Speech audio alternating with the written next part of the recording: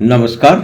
आपका बात 25 में स्वागत है। और बात 25 में हम एक बहुत ही महत्वपूर्ण विषय की चर्चा कर लेते हैं।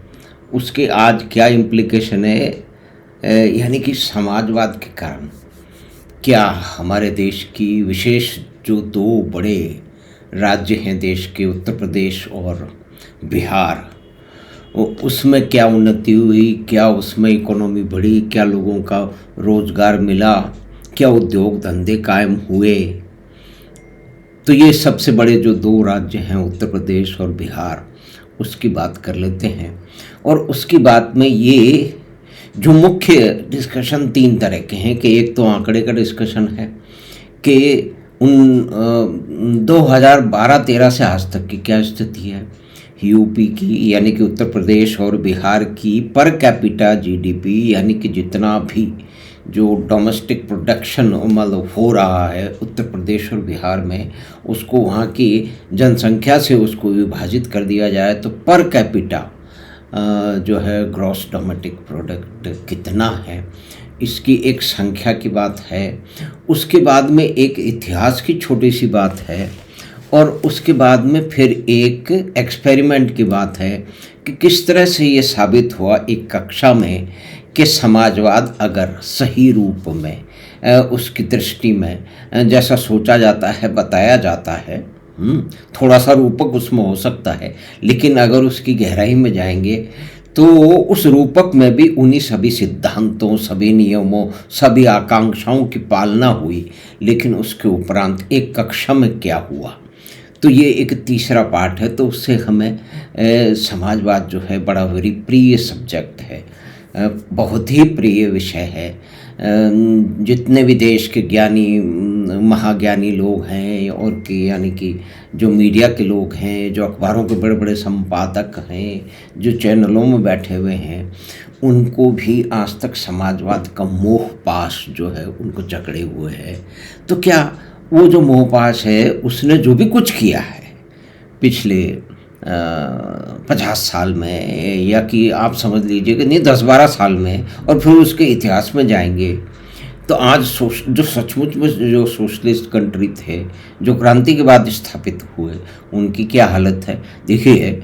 जो यूरोप के, जो उत्तरी यूरोप के जो बड़े धनी और अमीर हैं उनकी छोड़ देते हैं, क्योंकि उनकी पर कैपिटा इनकम बहुत ज़्यादा है, उनकी जनसंख्या बहुत कम है और उन्होंने बहुत सारे काम, उनके पास नेचुरल रिसोर्सेज का इतना अथाह भंडार है और उन्होंने शिक्षा और उस पर इतना कुछ किया है कि उनको कंपेयर करना भारत जैसे देश से, यूपी जैसे देश से तो संभव ही नहीं है। क्योंकि पता नहीं उसमें यूरोप में कितने यूपी और बिहार मोड़ दे तो यानी कि कितने यूरोप उसमें आ जाएंगे। तो हम बात करने चलते हैं कुछ आंकड़ों की। तो आंकड़े अगर देखे जाएं तो यानी कि जीडीपी पर कैपिटा इनकम देखी जाए तो देखिए 2011-12 के आसपास, 11-12-12-13 समझ लीजिए, तो बिहार यूपी की, उत्तर प्रदेश की पर कैपिटा जीडीपी 36,000 रुपये पर व्यक्ति थी और वो 1916-17 में जाके हो गई करीब 59,000 रुपये प्रति व्यक्ति, और आज वो करीब 96,000 पर पर्सन, या कि 96,000 पर पर्सन के आसपास है, 1 लाख के पास समझ लीजिए। यानी कि 30-40 हज़ार से पिछले 10-12 साल में वो 1 लाख के आसपास पहुंच गई है। तो पहला का मतलब ये है कि इसमें जो एक राजनीतिक विमर्शा है, जिसे हमारे बहुत बड़े बड़े ज्ञानी लोग रोज़ विभिन्न तरीक़ों से हमारे सामने, हमारे दिमाग में ड्रिल करके घुसेड़ने के प्रयास करते रहते हैं कि देश पिछले 10 साल में खड्डे में चला गया है, तो ऐसा तो कुछ हुआ नहीं है। यानी कि जो यूपी और बिहार जिसमें बड़ी भारी जनसंख्या है, उनकी भी जीडीपी में परिवर्तन हुआ है। और जैसे अब बिहार में देख लीजिए, बिहार में अगर उसका रेशो लिखा जाएगा करीब करीब वही है, तो बिहार में 22,000 थी जब यूपी की 36,000 थी। यानी कि संसाधन ज़्यादा है और भी कारण होंगे, इंडस्ट्रियलाइजेशन डेफिनेटली बिहार से ज़्यादा है। तो वो 22,000 थी पर व्यक्ति थी, वो 16-17 में जाके 34,000 हो गई, अभी 54,000 के पास के आंकड़े के पास में कट रही है। लेकिन देश की जीडीपी इस बारे में पूरे देश की कैसे रही, तो 11-12 के आसपास ये माना जाता था कि करीब 75,000 रुपये पर व्यक्ति है, जो 16-17 में जाके फिर 86-87 यानी कि 90,000 रुपये पर व्यक्ति हुई, और फिर जो कुछ आगे बढ़ी, आज ये 2 लाख रुपए पर व्यक्ति के आसपास देश की जीडीपी है। अब बिहार और यूपी से जो दक्षिण के राज्य हैं, तमिलनाडु है, कर्नाटक है, आंध्र प्रदेश है, इनको अगर कंपेयर किया जाए तो वहाँ तो जीडीपी देश की उससे भी ज़्यादा है, यहाँ पे कम है। यानी कि इनबैलेंस जो है उसमें शायद ऐसा हम मान सकते हैं कि यूपी और बिहार और पूरी देश की इकोनॉमी में जो समाजवाद का प्रभाव था वो दक्षिण में सबसे कम पड़ा है, उत्तर में सबसे अधिक पड़ा है। अब उसके इतिहास में चले जाते हैं कि ये समाजवाद हमारे पास में हमारे नेताओं ने कब इसे प्रतिपादित किया, कब इसके नाराज़ था बताई और कहा कि हमारा देश आगे जो है वो समाजवादी तौर तरीक़ों से आगे बढ़ेगा, गरीबी दूर होगी, सबको बराबर की सब कुछ अवसर मिलेंगे, सबकी आय बराबर हो जाएगी, सबका ज्ञान बराबर हो जाएगा। हम भी मान लेना भाई आय बराबर क्यों हो, तो एक कक्षा में क्या सभी लोग एक जैसे बुद्धिमानी हो सकते हैं, यानी कि सबके मैथमेटिक्स में 90 या 100 नंबर आ सकते हैं? कई लोगों के हमारी क्लास में 99 और 100 नंबर भी आते थे, हमारे तो नहीं आए। कुछ ऐसे थे जिनके 30, 35, 40 से ज़्यादा ही नहीं आते थे। यानी कि ये डिस्पैरिटी, तो ये जो असंतुलन है, ये व्यक्ति की समझ में, सोच में, इच्छा में, उसकी नज़र में, उसका किधर उसकी रुचि है। किसी की गणित में रुचि है तो वो तो 100 नंबर ले आएगा ना, गणित में ही 100 नंबर मिल सकते हैं, साइंस में भी कभी कभी मिल सकते हैं अगर आप सारे सवाल ठीक कर दें। लेकिन समस्या वहाँ होती है जब आप थ्योरी लिखते हैं, तो कोई मास्टर साहब उसके अंदर आपको 10 में से 8 नंबर भी दे सकते हैं, दूसरे उतना ही लिखने पर आपको 6 भी दे सकते हैं। तो यहाँ एक गड़बड़ शुरू हो जाती है। यानी कि ये ऑब्जेक्टिव और सब्जेक्टिव असेसमेंट, अगर आपने सवाल सही किया गणित में तो पूरे आपको नंबर मिलेंगे, लेकिन कहीं उसकी परिभाषा की बात है तो मास्टर जी उसमें गड़बड़ कर सकते हैं, तो ये एक सब्जेक्टिव असेसमेंट का पार्ट हो जाता है। तो 1931 में जो कराची में जो AICC का यानी ऑल इंडिया कांग्रेस कमेटी का जो अधिवेशन हुआ था, उसमें पंडित जवाहरलाल नेहरू ने इसे दोहराया था, इसे स्थापित किया था कि हम समाजवाद जो है वो सोशलिस्ट प्रोग्राम जो है उसको हम आगे बढ़ाएंगे। नेहरू जी विदेश में पढ़े हुए थे, न सोशलिस्ट विचारों के हेरोल्ड लेस की कोई सोशलिस्ट फैबियन सोशलिस्ट थे, तो उनके वो छात्र, उनके प्रिय छात्र थे ब्लू एडवर्ड, वो जयप्रकाश नारायण जी अमेरिका से, यानी कि कैपिटलिज्म की समंदर से, जो उसमें कैपिटलिज्म जैसे उछाले मार रहा था अमेरिका में 31-32 में, वहाँ से आए थे। लेकिन उन्हें भी मार्क्सवाद और समाजवाद में बड़ी भारी उनको रुचि थी, तो उन्होंने भी AICC को ज्वाइन कर लिया और उन्होंने भी 31 में कहा, और फिर बिहार सोशलिस्ट पार्टी भी बन गई और उसके बाद में पंजाब में भी सोशलिस्ट पार्टी बन गई। तो यानी कि सोशलिज्म का जो विचार है हमारे मतलब स्वतंत्रता से पूर्व भी हमारे जो महत्वपूर्ण जो राजनीतिक नेता थे, जवाहरलाल नेहरू थे जो आगे जाके प्रधानमंत्री बने और कांग्रेस के वो अध्यक्ष थे, तो उन्होंने सोशलिज्म को 1931 में ही सोच लिया था, उन्हें प्रिय लगा था। यानी कि देश की दिशा एक तरह से निर्धारित हो रही थी और बाद में उनके क्रियाकलापों से और आगे चल के उनकी पुत्री से क्रियाकलापों से ये फिर बाद में स्थापित हुआ कि सोशलिज्म कितनी गहराई से हमारे नेताओं को पसंद है।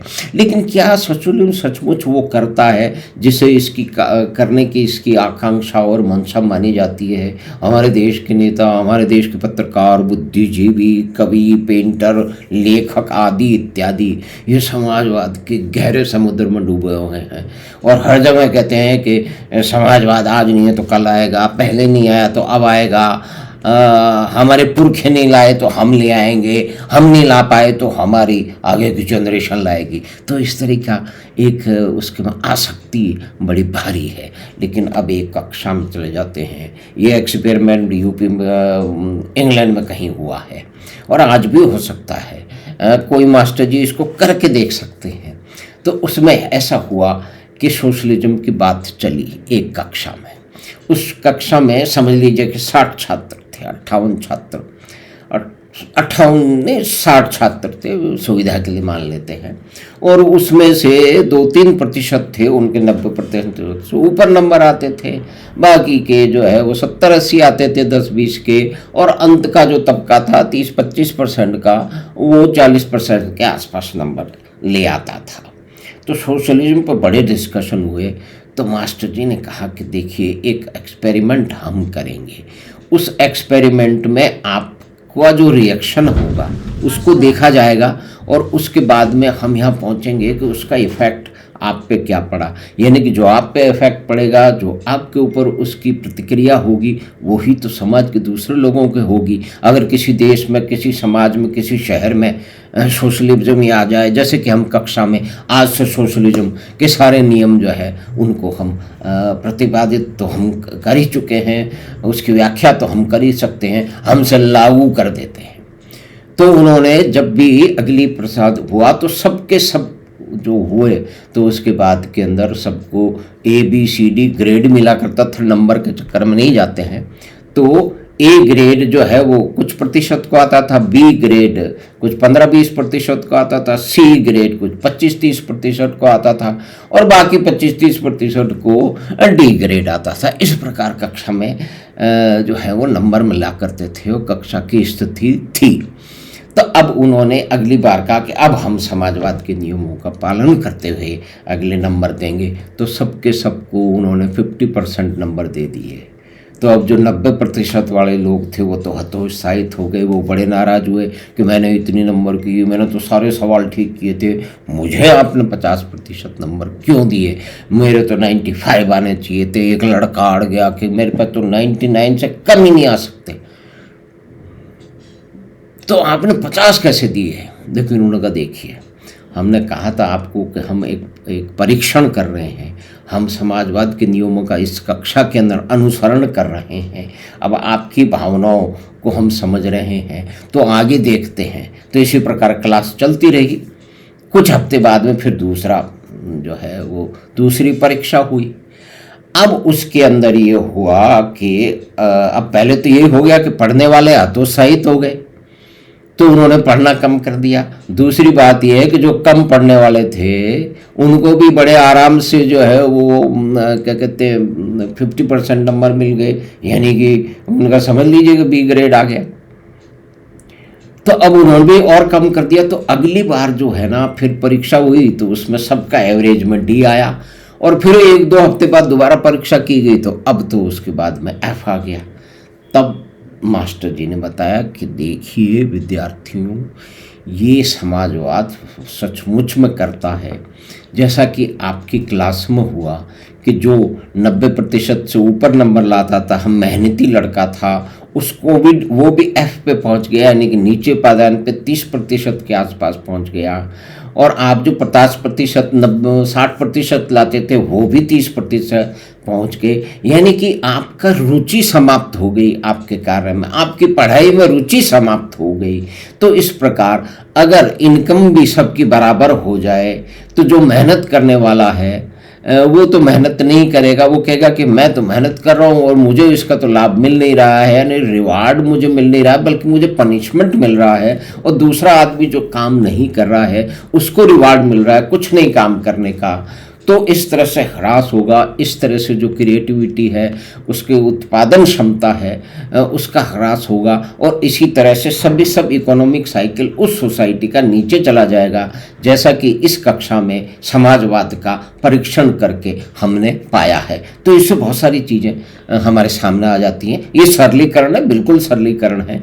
लेकिन अगर इससे विपरीत कहीं किसी देश में हुआ हो तो ज्ञानी मित्र बताएं कि इस देश में इस कालखंड में हुआ, वहाँ पे समाजवाद से पहले तो इकोनॉमिक यानी कि नए समाजवादी देशों की बात कर रहे हैं, उत्तरी यूरोप के उन अमीर और धनी और छोटी जनसंख्या वाले देशों की बात नहीं कर रहे हैं। इसके अंदर ध्यान रखने की बात है, क्योंकि उनका नाम लेके कई तरह की समाजवादी डींग मारते हैं, लेकिन उसके धरातल में उसकी वास्तविकता में जाएंगे तो कुछ और हमें दिखेगा। तो इसमें इस परीक्षण में कोई गलती हो तो वो बताएं।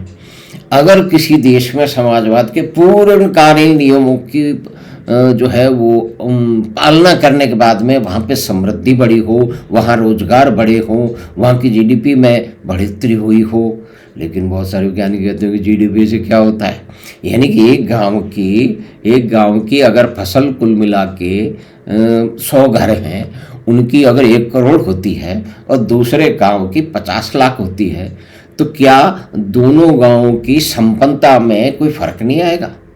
तो एक छोटी सी बात है, लेकिन जो हमारे बड़े ज्ञानी मित्र हैं जो कहते हैं जीडीपी से कुछ नहीं होता है,